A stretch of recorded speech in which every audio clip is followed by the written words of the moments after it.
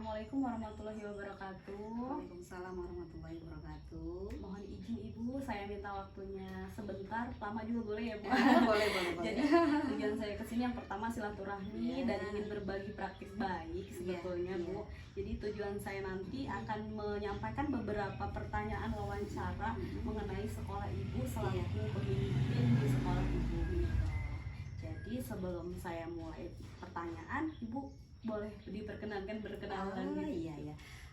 Ya baik, terima kasih Bu Sani telah bersilaturahmi ke kami, ke PAUD kami, PAUD Kasih Bunda yang ada di Dusun Margomulyo, tepatnya di Desa Sumber Agung, Kecamatan Waisulan. Perkenalkan, nama saya Siti Nur Hasana selaku pengelola ataupun kepala PAUD Kelompok Bermain Kasih Bunda.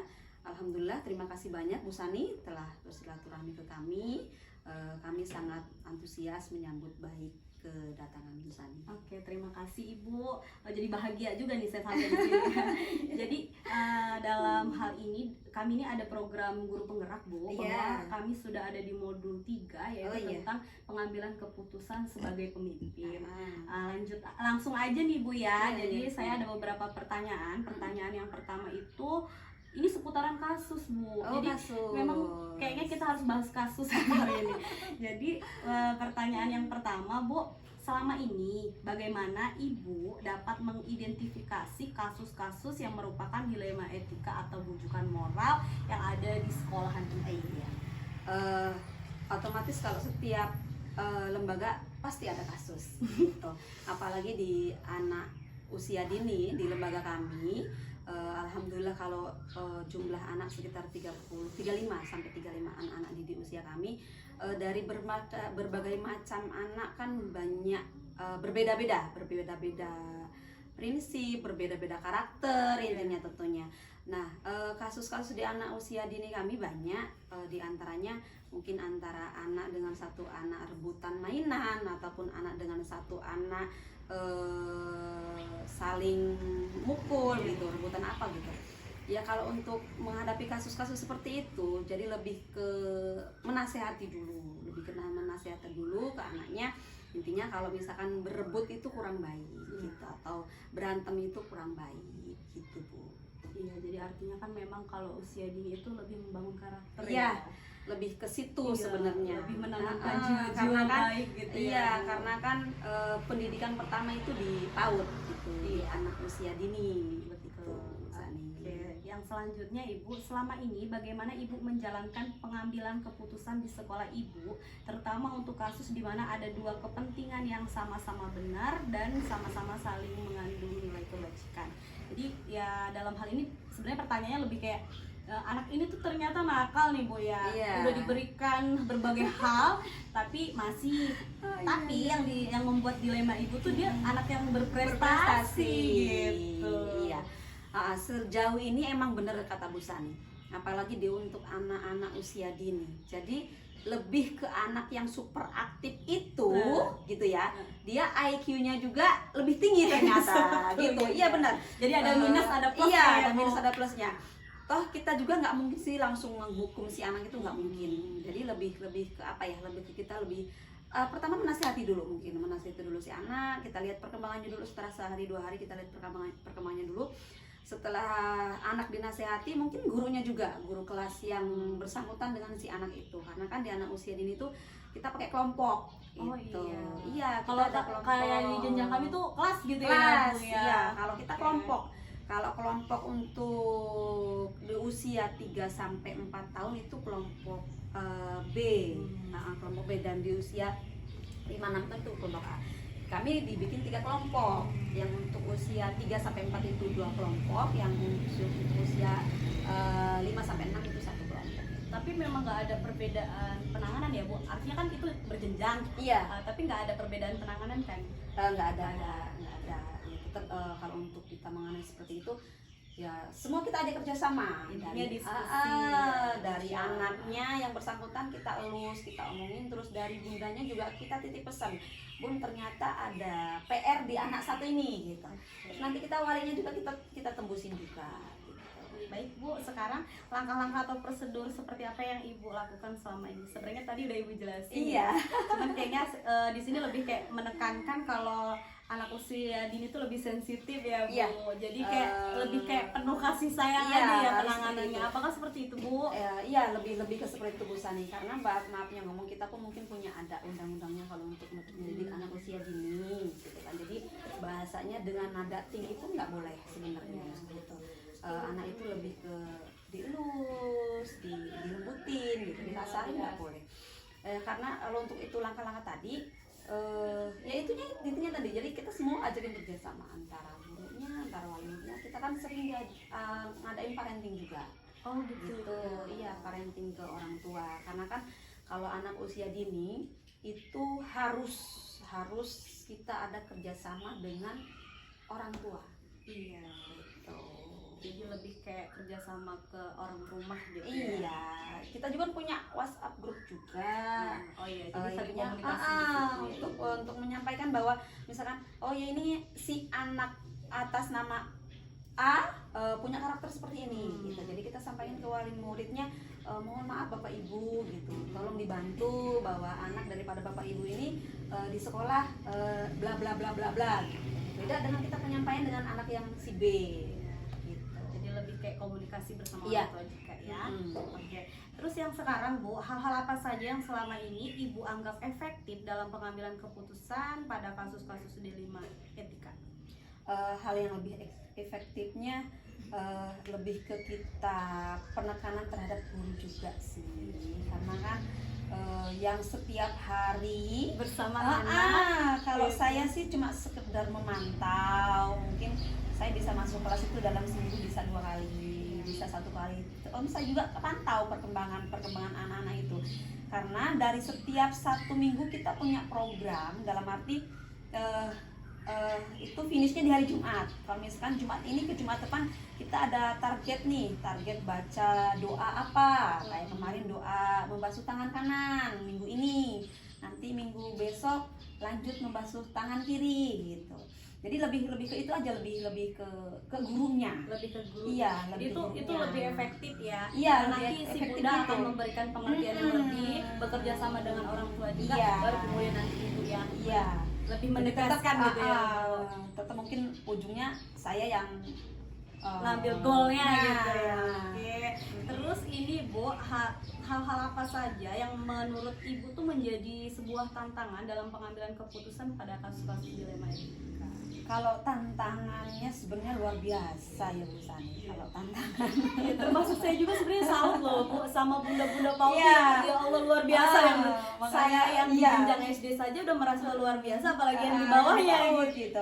Tantangannya sebenarnya luar biasa. Kalau kita melihat, kadang ada sih kalau yang melihat, oh kok bisa sabar ya ngadapin anak-anak usia dini. Karena kan yang kita lihat anak-anak usia dini ekstra, karena pembelajaran pertama sekolah itu di PAUD Iya. gitu, di Jadi PAUD. memang benar-benar membentuk segalanya ya Bu. Jadi kita kan menerima anak yang baru datang itu, yang tadinya maafnya ngomong belum bisa ngerti huruf, belum bisa ngerti angka, ya apalagi yang menghadapi anak-anak yang super aktif gitu.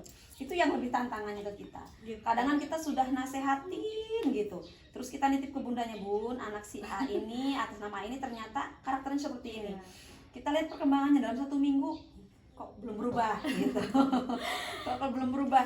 Terus ya kita ajak orang tua juga gitu, orang tua, maaf ya Ibu, ini anak Ibu yang atas nama ini udah luar biasa ekstra, jadi minta minta dibantu di rumah juga dinasehatin, karena yang namanya anak itu waktunya itu lebih banyak Bersama orang tua. bersama orang tua. Mungkin kalau di sekolah itu kalau di sekolah itu mungkin cuman 2-3 jam ya, 2-3 jam doang gitu. Jadi kan kita lebih sering menasehatin terhadap orang tua, tolong bantu kami punya target di dalam 1 minggu itu ini loh target kami gitu.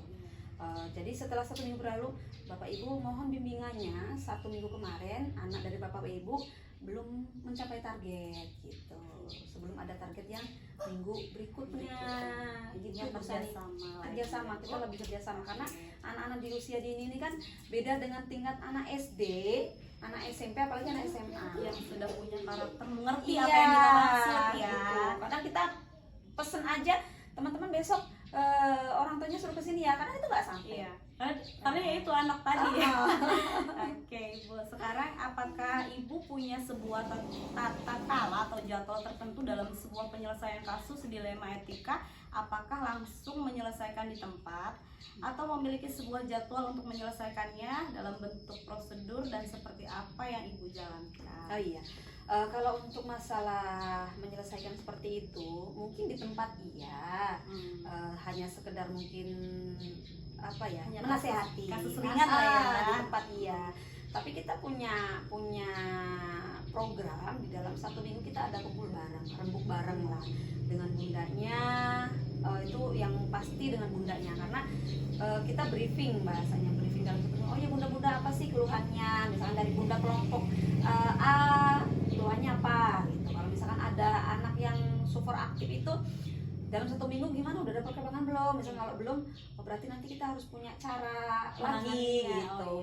Misalkan cara ini kita udah nggak mempan nih. Jadi harus pasang strategi baru. Iya, kita harus punya cara yang baru nih biar si anak ini minimal. Jadi ada perubahan lah Bu Sani. Jadi harus ada perubahan dari misal minggu kemarin anak ini ternyata masih super aktif. Yuk kita harus bisa merubah si anak itu di minggu yang akan datang minimal berkurang ya. Jadi ada target-target tertentu Iya, dalam kita setiap punya jadwal itu ya.